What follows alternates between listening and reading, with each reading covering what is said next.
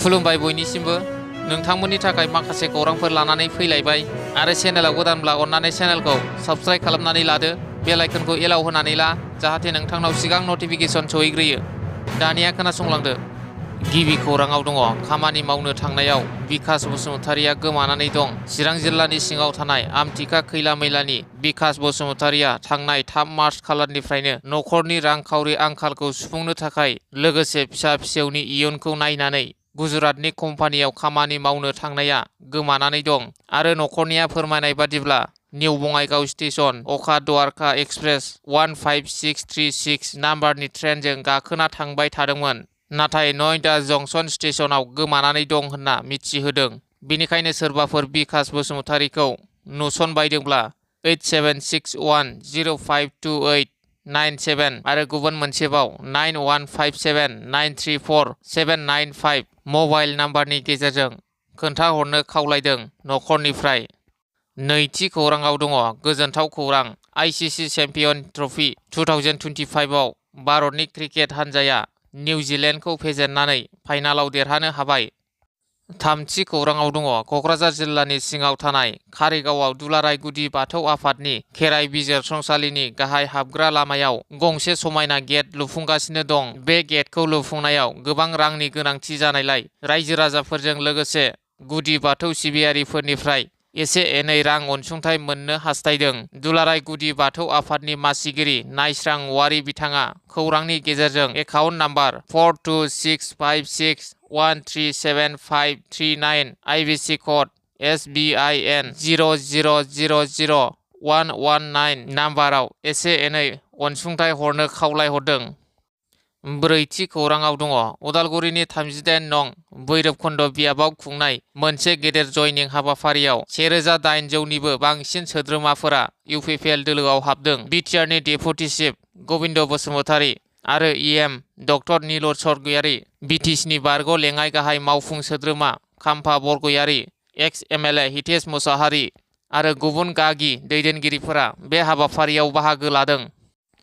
बाथि खौराङाव दङ बाक्सानि राबां बर' बाजाराव 5 कौटि रांनि अन्थाइ खाम्फा बेखेवदों। केबिनेट मन्त्रि उरखावग्रा ब्रह्मआ बाक्सा जिल्लानि बेदबारिनिफ्राय आख्रासिम मुख्य मन्त्रि अन्नद पकिपथ निर्माण आसनिनि गेजेरजों 3.5 किल'मिटार ब्लेक टपिं लामा लुफुंगोननि थाखाय अन्थाइ खाम्फा बेखेवनानै गोबाव समनिफ्रायनो रायजो राजानि हान्था मेला बिथिङाव जेंनाखौ सुस्रांना होनो खोथा होनायखौ मावफुंनो लाबाय मन्त्रि उरखावग्रा ब्रह्मआ।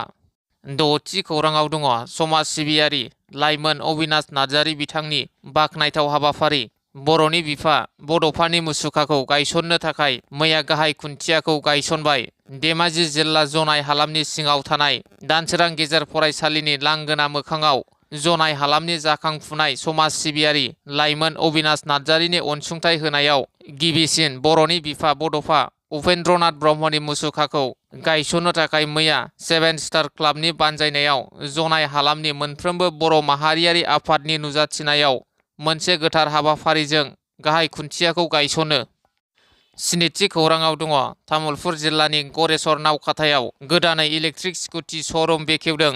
रायजो राजानिसिम मोनसे गोजोनथाव खौरां। बुमि अट'मबाइलनि सिङाव नोंथांमोनहा खम बेसेनावनो इलेक्ट्रिक स्कुटि मोननो हागोन। बेजों लोगोसे सालायगिरिफोरनि थाखाय ड्राइभिं लाइसेन्स गैयालासिनो सालायनो हागोन। तामुलपुर जिल्लानि सिङाव थानाय गरेस्वरनि नावखाथायाव मैया बुमि अट'मबाइलनि कम्पानि इलेक्ट्रिक स्कुटि श'रुम गोदानै बेखेवदों प्रदीप बसुमतारी बिथाङा। बेजों लोगोसे इलेक्ट्रिक स्कुटिखौ खमैनो 62,000 निफ्राय 82,000 रांनि गेजेराव मोननो हागोन। गं 10 मडेलनि स्कुटिखौ इलेक्ट्रिक स्कुटि श'रुमखौ बिटिआरनि इएम नरेन नार्जारी बिथाङा बेखेवनानै होदों। लोगोसे बर' सावथुननि फावखुंग्रि दीप्ति बसुमतारी बिथाङाबो बाहागो लादों।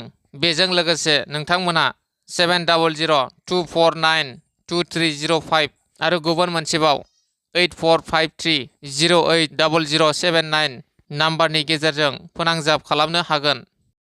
8थि खौराङाव दङ मिरु बिपिएफनि मावफुं नेहाथारि आरो बारग' एमसिएलए सुभाष चन्द्र बसुमतारीया मैया बिजेपि दोलोआव जगदान जाबाय। थांनाय 8 मार्च खालि बिपिएफखौ नागारनायनि उनाव मैया बिजेपि दोलोआव आखाइ हमफैबाय। बिपिएफनि गागि दैदेनगिरिया 2000निबो बांसिन मददगिरिफोरखौ लाफानानै बिजेपिआव जयेन जाबाय। बारग' एमसिएलए सुभाष चन्द्र बसुमतारी बिथाङा गुथि खौराङाव दङ। खिथेर होखारनानै गाग्लोबनायाव 2 साननि गेजेरावनो खमैबो 1000निबो बांसिन सुबुंनि जिउ खहा। मोनसे दावहा नायदिंग्रा हान्जानि बायदिब्ला सिरियानि बोरिमायाव साननैनि हिंसायारि दाङाबाजियाव थैनायनि अनजिमाया दासिमाव 1000निबो बांसिन जाबाय आरो बेनि गेजेराव 750सो नोगोरारिफोर दं होननानै सुलुंनिफ्राय मिथिनो मोननाय जादों। ब्रिटेनआव थानाय सिरियान अबजारभेटरि फर हिउमेन राइट्सआ फोरमायदों दि हिंसायारि दाङाबाजिया 14 बोसोर सिगां सिरियानि दावहा जागायजेननायनि उनाव बयनिख्रुइबो गिख्रंथावसिन गोसारनायफोरनि गेजेराव मोनसे। सुलुंनिफ्राय मिथिनो मोननाय जादों दि थैनायफोरनि गेजेराव सा 745 नोगोरारिफोर, सा 125 सरकारि रैखाथि मावथिफोर आरो सा 148आ असदखौ मदद होग्रा उदखारिफोर दंमोन होनना मिथिनो मोननाय जादों। थांनाय बृहस्पतिबारखालि जागायजेननाय बे हिंसायारि दाङाबाजिया असदखौ गोहोनिफ्राय बोखारनायनि 3 दाननि उनावनो सिरियायाव जेंनाखौ बांहोदोंमोन। जिथि खौराङाव दङ। बर'नि सासे गागि हारिमुगिरि बारलांफा नार्जारिनो आसाम गौरब बान्था होनो आसाम सरकारा थांखि लादों।